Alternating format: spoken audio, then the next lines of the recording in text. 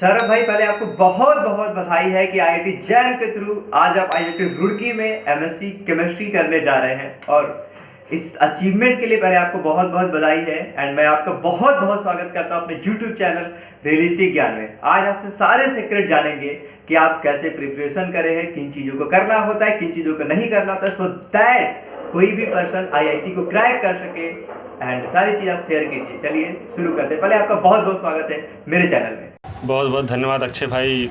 आपके ज़रिए हम अपने सीनियर्स और अपने जो फ्रेंड्स लोग हैं जो हमको काफ़ी हेल्प किए हैं यहाँ तक पहुँचने में, उनको बहुत बहुत शुक्रिया। और हमारे टीचर्स वगैरह, प्रोफेसर्स वगैरह को भी बहुत बहुत शुक्रिया। आपके माध्यम से हम उनको शुक्रिया कर पा रहे हैं। ओके ओके, ये तो बहुत अच्छी बात है। सही में हमारे टीचर्स का, हमारे सीनियर्स का, हमारे इवन क्लासमेट्स का बहुत रोल होता है हमारे सिलेक्शन में। कहीं पे भी हम सेलेक्ट होते हैं, लाइफ में कुछ बेटर करते हैं तो हमारे इन्वायरमेंट के लोगों का बहुत रोल होता है। सौरभ भाई, मैं आपसे क्वेश्चन पूछता हूँ कि आपको आईआईटी जैम के बारे में पता चल गया, फिर आईआईटी जैम के लिए आप पढ़ना शुरू कर दिए, तो उसमें होता है आप पढ़ रहे होते हैं तो कुछ प्रीवियस ईयर पेपर्स होते हैं जिनको हमें लगाना ज़रूरी होता है, फिर कुछ टेस्ट सीरीज होते हैं जिनको करना ज़रूरी होता है। मतलब बहुत सारी चीज़ें होती है जिनको हमको करना मस्ट होता है। तो आप पहले ये बताओ कि आपको आईआईटी जैम के बारे में पता चल गया तो आपने शुरुआत कब से करी कि नहीं अब से तैयारी करते हैं एकदम डेडिकेशन के साथ में, एक बेटर रैंक लेके आते हैं। देखिए, जैम के बारे में तो हमको तो बहुत पहले से ही पता था। जब हम जेई की प्रिपरेशन कर रहे थे, यानी बीटेक वगैरह की आईआईटीज़ में जाने के लिए प्रिपरेशन कर रहे थे, तो हम उस समय ही चेक किए कि आईआईटीज़ वगैरह में और भी कौन से कोर्स चलते हैं और किस तरह से उसमें अप्लाई कर सकते हैं। तो जैम के बारे में वहाँ से ही पता चला कि हम एमएससी आईआईटी से कर सकते हैं, आईआईटी जैम के थ्रू। और रही बात प्रीवियस ईयर पेपर्स की, तो हाँ, प्रीवियस ईयर पेपर्स बहुत मायने रखते हैं, क्योंकि वही हमको बताते हैं कि किस पैटर्न पे क्वेश्चन पूछे जाते हैं जैम में, किस टॉपिक से ज़्यादा क्वेश्चन पूछे जाते हैं, किस टॉपिक से कम क्वेश्चन पूछे जाते हैं, किस टॉपिक को नहीं पढ़ना है। कुछ टॉपिक हैं ऐसे जो नहीं पढ़ने रहते हैं। अगर आप स्ट्रेटजी बना के चले तो प्रीवियस ईयर पेपर बहुत मायने रखते हैं आपके लिए। हम बात करें, अगर जो बच्चे बीएससी में जा रहे हैं उनको अगर एमएससी की प्लानिंग करनी है कि हाँ एमएससी हमको करना है किसी अच्छी जगह से, तो वो बीएससी फर्स्ट ईयर तक तो एक बार वो अपना देख ले माहौल कि वहाँ पे प्रोफेसर वगैरह कैसे हैं, नंबर वगैरह कैसे मिलते हैं वहाँ पे। और फर्स्ट ईयर में आप अच्छा नंबर लाना चाहें तो ज़्यादा बढ़िया रहेगा, क्योंकि सेकंड ईयर और थर्ड ईयर में आप तैयारी करने लगेंगे तो शायद आपका नंबर अच्छा ना आ पाए। तो आप एक साल जो है रुक जाइए, पहले एक साल आप बीएससी अच्छे से कीजिए, अपना देखिए और वहाँ का माहौल समझिए, और फिर आप जो है सेकेंड ईयर से ही जो है आप बुक्स वगैरह, पहले स्टार्टिंग में बुक्स वगैरह पढ़ना शुरू कर दीजिए आप। और फिर धीरे धीरे से अपना जो है सीनियर वगैरह से हेल्प लेके, कोचिंग वगैरह से मटेरियल्स लेके वहाँ से आप अपना जो है हेल्प ले सकते हैं। अरे सौरभ भाई, आप ये बताइए कि जैसे आप बता रहे कि मतलब आप सेकेंड ईयर के स्टार्ट से शुरू कर दीजिए बुक्स वगैरह पढ़ना, फिर कोचिंग के मटेरियल लेके पढ़ना। आपने किन बुक्स को फॉलो किया था, कौन से मटेरियल को फॉलो किया था अपने सिलेक्शन के लिए? बिकॉज बहुत लोग होंगे जो जानना चाहेंगे यार कि दी ये जा रहे हैं आईआईटी में तो इन्होंने क्या क्या स्ट्रेटजी अपनाई है, किन किन चीज़ों को पढ़ा है, किन चीज़ों को नहीं पढ़ा है, कौन से मटेरियल को पढ़ा है, कौन से बुक को फॉलो किया है। तो आप बताइए कौन सा मटेरियल, कौन सा बुक आप फॉलो किए थे? आई थिंक ये तो बहुत बेसिक नॉलेज है। अगर कोई बच्चा जैम की प्रिपरेशन करने जा रहा है तो उनको यूट्यूब वगैरह पे और सीनियर्स वगैरह से बुक्स पता चल जाती हैं कि कौन सी बुक्स पढ़नी है। वैसे मैं भी वही सब बुक्स फॉलो किए। जैसे ऑर्गेनिक के लिए पॉल ऑफ ब्रूस और क्लेडन बुक है। क्लेडन बहुत बढ़िया बुक है। वैसे मैंने पॉल ऑफ ब्रूस पहले पढ़ा और क्लेडन बाद में पढ़ा। क्लेडन के कुछ टॉपिक्स पढ़े। इनऑर्गेनिक केमिस्ट्री में हो गया हमारा जेडी ली, बहुत बढ़िया बुक है। उस जेम्स ई हुई एक बुक है, उसमें 2 टॉपिक काफ़ी अच्छे उसमें दिए हुए हैं। कोऑर्डिनेशन केमिस्ट्री काफ़ी ब्रॉड में दिया हुआ है और बायो इनऑर्गेनिक उन्होंने काफ़ी अच्छा लिखा हुआ है उसमें। तीसरा हुआ हमारा फिजिकल केमिस्ट्री। फिजिकल केमिस्ट्री में हमारा पूरी शर्मा पठानिया होता है, काफ़ी अच्छा बुक है वो भी। उसमें भी बहुत सारे ब्रॉड में दिए हुए हैं, सिंपल लैंग्वेज है, उसको आप अच्छे से पढ़ सकते हैं। फिर आप एटकिंस पढ़ सकते हैं। एटकिंस तो काफ़ी अच्छी बुक है, वो तो कोई भी बता देगा, वो बहुत स्टैंडर्ड बुक है आपको। मगर ये है कि थोड़ा लैंग्वेज थोड़ा सा उसका हार्ड है, पढ़ता है, इसलिए आपको पहले आप पूरी शर्मा पढ़ना पढ़ लीजिए, फिर उसके बाद आप एटकिंस पढ़िए। एग्जैक्टली यदि आप करना चाह रहे तो हम चीज़ों को खोजेंगे, हमें कौन से बुक पढ़ने हैं, कौन से मटेरियल पढ़ने हैं, डेफिनेटली आपको बहुत सारे गाइडेंस मिल जाएंगे। इवन मेरे चैनल पे जो भी आप जैसे टॉपर्स आते बताते हैं, वो लोग भी हमेशा यही बुक रिकमेंड करते हैं, जो स्टैंडर्ड होता है लोग उसी को फॉलो करते हैं। बार बार ये क्वेश्चन करना नहीं कौन सा बुक पढ़ लूँ, कौन सा बुक पढ़ लूँ, सारे जो स्टैंडर्ड बुक है आप उनको फॉलो करिए। डेफिनेटली यदि आप जैसे लोग सेलेक्ट हो सकते हैं तो कोई भी पर्सन है वो भी सेलेक्ट हो सकता है। हाँ, पहले तो हमको आप टॉपर करना छोड़ दीजिए, क्योंकि हमारी रैंक तो काफ़ी ज़्यादा थी और हमसे अच्छे अच्छे रैंक काफ़ी मेरे फ्रेंड लोग लाए हैं। बुक्स जब आप बढ़िया से पढ़ लेते हैं तब फिर आप क्वेश्चन पे जाते हैं कि फिर आपको क्वेश्चन पे स्ट्रेटजी रहती है कि हाँ कम समय में क्वेश्चन कैसे अटैम्प्ट करें, क्योंकि वहाँ पे ठीक है टाइम का कोई इशू रहता नहीं है, मगर हाँ अगर आप नंबर ऑफ़ क्वेश्चन ज़्यादा अटैम्प्ट करते हैं तो आपकी एक अच्छी रैंक आती है, आपके माइनस मार्किंग्स कम होते हैं। अरे सौरभ भाई, मैं एक चीज़ आपसे पूछता हूँ कि जो हमारे फ्रेंड वगैरह होते हैं ना, ये भी मतलब कहीं ना कहीं हम जिस एग्जाम की प्रिपरेशन कर रहे हो तो वही हमारा एक एटमॉस्फियर बनने लगता है, उन्हीं के लोगों के बीच में हम जाते रहना शुरू कर देते हैं। तो कितना रोल रहा आपके दोस्तों का आपके सिलेक्शन में? उन्होंने पॉजिटिव इम्पैक्ट किया आपके सिलेक्शन में या फिर नेगेटिव इम्पैक्ट किया? कितना हेल्पफुल रहे आपके दोस्त आपके सिलेक्शन के लिए? इवन आप सीनियर की भी बातें कर सकते हैं, अपने टीचर्स की बातें कर सकते हैं। आई मीन टू से ओवरऑल इन्वायरमेंट आपके लिए कैसा रहा? अक्षय भाई, I think this is the one of most important thing that atmosphere, मतलब माहौल जो होता है ना वो बहुत बड़ी चीज़ होती है, क्योंकि माहौल ही आपको डेविएट करने से रोकती है, आपको हर समय डेडिकेट करती रहती है, हर समय आपको जो है ये माइंड में एक बन जाता है, आपके बैठ जाता है आपके माइंड में कि हाँ नहीं मुझे करना है, नहीं मुझे पढ़ना है, क्योंकि वो बंदा पढ़ रहा है मुझे ही पढ़ना है।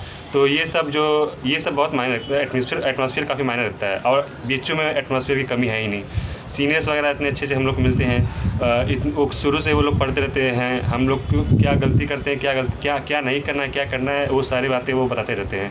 तो अगर आपको एक अच्छा माहौल मिल रहा है तो फिर कोई दिक्कत नहीं है, आप सिर्फ वर्क हार्ड कीजिए, सही डायरेक्शन वो आप लोग को दे देंगे। एग्जैक्टली क्योंकि जो पहले से कर चुके होते हैं या फिर उसी के लिए बहुत पहले से तैयारी कर रहे होते हैं, जो हमारे सीनियर होते हैं वो बहुत प्रॉपर गाइडेंस हमें दे पाते हैं, इन अदर वे में कहें तो एक प्रॉपर डायरेक्शन हमें दे देते हैं, फिर मेहनत तो हमें ही करना है। हाँ, वो कहते हैं ना कि किसी के सक्सेस से ज़्यादा अच्छा आप किसी के फेलियर से सीखते हैं। तो भैया लोग या हमारे सीनियर लोग जो मिस्टेक किए रहते हैं वो हम लोग को बताते हैं कि देखो यहाँ पे ये मत करना, ये मत करना, ये कर लेना, ये ज़रूर करना। तो वो जो है काफ़ी मायने रखता है हम लोग के लिए। जैसे मैं बताऊँ तो मैंने टेस्ट सीरीज नहीं ज्वाइन किया था, तो भैया ने बोला कि जो है तुम्हें टेस्ट सीरीज ज्वाइन कर लेना चाहिए था, हो सकता है तुम्हारा रैंक और अच्छा आता। तो बट मैंने ज्वाइन नहीं कर पाया, बाई चांस किस तरह से ज्वाइन नहीं कर पाया वो तो मेरा पर्सनल इशू है। मगर हाँ, आप लोग ज़रूर टेस्ट सीरीज ज्वाइन कीजिएगा, काफ़ी हेल्पफुल होता है। उससे आप कम समय में कितने कितने क्वेश्चन अटेम्प्ट कर पा रहे हैं, और पैटर्न उस माहौल में बैठ कर देना वो आपको प्रैक्टिस एक तरह से करा देगा कि हाँ टेस्ट सीरीज से आपको प्रैक्टिस हो जाती है कि हाँ उस माहौल में आप कैसे बैठ के कितना अटेम्प्ट कर सकते हैं क्वेश्चंस। तो टेस्ट सीरीज आप ज्वाइन कर लीजिएगा किसी अच्छे कोचिंग्स का।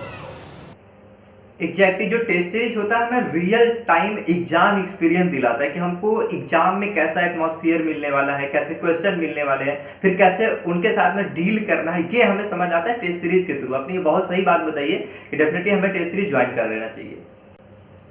अच्छा सौरभ भाई, फिर मैं आपसे एक चीज़ और पूछता हूँ कि जैसे आप बीएससी थर्ड ईयर में थे तभी जैम को क्वालिफाई करें, और तो क्या रहा मतलब जैम के सिलेबस को लेकर के चलना, जैम की तैयारी को मैनेज करना एंड बीएससी की चीज़ों को साथ में पढ़ना, मतलब कैसा रहा इनको एक साथ में बैलेंस करके चलना? क्या ये इजी होता है?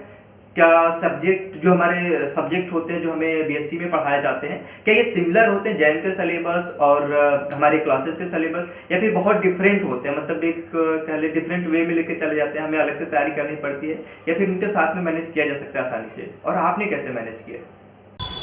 देखिए, हम तो मैनेज कर लिए, क्योंकि हमने पहले ही बोला था कि आप एक साल बीएससी को अच्छे से पहले समझें, पैटर्न वगैरह वहाँ का जाओ, जो भी कॉलेज में आप हैं, जो भी यूनिवर्सिटी में आप हैं, वहाँ के पैटर्न को समझें कि हाँ कैसे नंबर्स वगैरह मिलते हैं या कैसे प्रोफेसर्स वगैरह हैं वहाँ पे। और तो इस तरह से आप फर्स्ट ईयर में समझ लेंगे अब, तो आपको फिर सेकेंड ईयर में अगर आप तैयारी करना शुरू कर रहे हैं तो आप पहले आप मैनेज कर सकते हैं बीएससी सेमेस्टर्स का एग्जामिनेशन, मिड सेमेस्टर्स और अपनी तैयारी से रिलेटेड, क्योंकि जो आप बीएससी में पढ़ते रहते हैं वही सब तो जैम में पूछते हैं।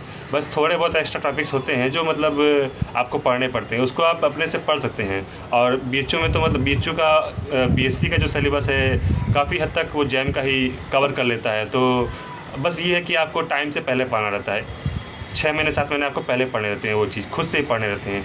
तो उसके लिए अच्छी अच्छी बुक्स हैं, वीडियो लेक्चर्स पड़े हुए हैं यूट्यूब वगैरह पे, आपके लिए तो ये काफ़ी हेल्प वहाँ से मिल जाता है। और मैंने भी वीडियोस यूट्यूब वगैरह से देखे थे और बुक्स वगैरह फंडामेंटल पढ़े थे, जो कि वही सब हमारे लिए हेल्प करते हैं। और हाँ, आपको टाइम मैनेजमेंट तो करना पड़ेगा, बीएससी सेमेस्टर्स वगैरह आपको देखना पड़ेगा, इधर एग्ज़ाम वगैरह भी देखना पड़ेगा, थोड़ा बहुत टाइम निकाल के आपको उधर भी प्रिपरेशन करना पड़ेगा। तो आपको टाइम तो कम ही मिलेगा आपको, तो उसमें ही आपको मैनेज करना पड़ेगा। हम लोग भी मैनेज किए थे, और ऐसे ही सबको करना पड़ता है, तो ही आप अच्छी रैंक ला पाएंगे। एग्जैक्टली क्योंकि कहीं ना कहीं सभी मतलब क्लासेस कर रहे होते हैं, बीएससी कर रहे होते हैं, फिर क्वालिफाई करते हैं, तो सभी मैनेज करते हैं। आपको भी मैनेज करना पड़ेगा। ऐसा नहीं कि कोई जादू की छड़ी आएगी एंड आप क्वालिफाई कर जाओगे, ऐसा नहीं।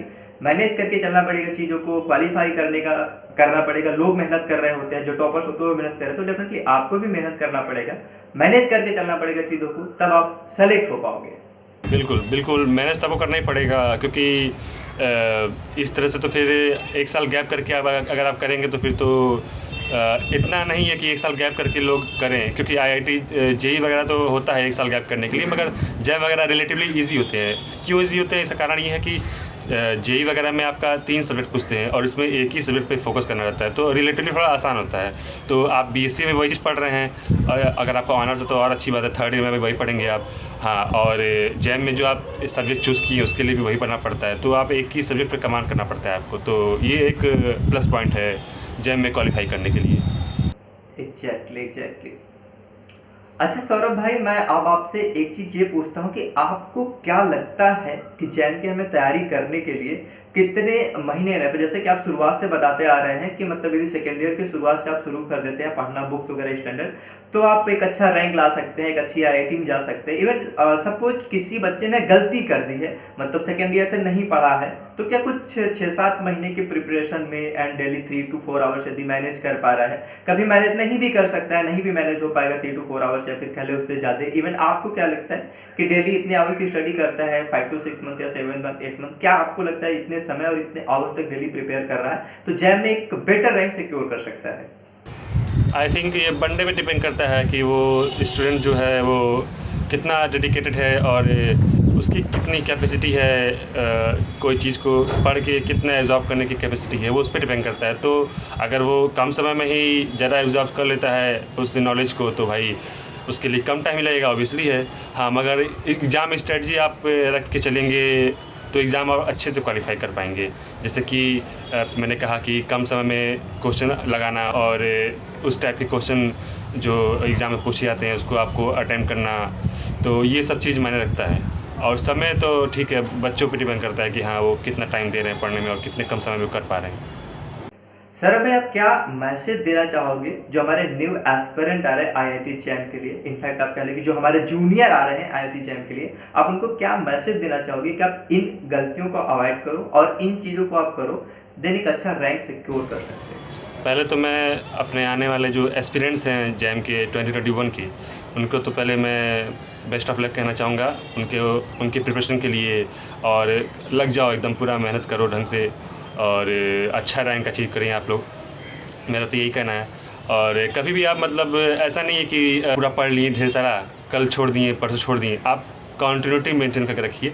अगर आप 2 घंटे आज पढ़ रहे हैं, ठीक है, 1 घंटे ही पढ़िए कल, अगर आपको 1 घंटे टाइम मिल रहा है, मगर उसको आप रिवाइज करते रहिए, क्योंकि हम लोग का जो माइंड है ना कॉन्शियसनेस पे काम करता है, तो हमेशा उसको लगता रहना चाहिए कि हाँ नहीं, आज ये पढ़ा है थोड़ा तो कल भी फिर पढ़ने, तो कंटिन्यूटी एक तरह से मेंटेन रहनी चाहिए आपकी, तो वो बहुत हेल्पफुल करता है। अगर आप छोड़ते रहेंगे, एक दिन छोड़ के एक दिन पढ़ेंगे, तो फिर थोड़ा हमको लगता है कि दिक्कत होगा, और ये कंटिन्यूटी आपको मेंटेन रखनी चाहिए, तो आप कंटिन्यूटी मेंटेन करके पढ़िएगा, मेरा ये बस कहना है।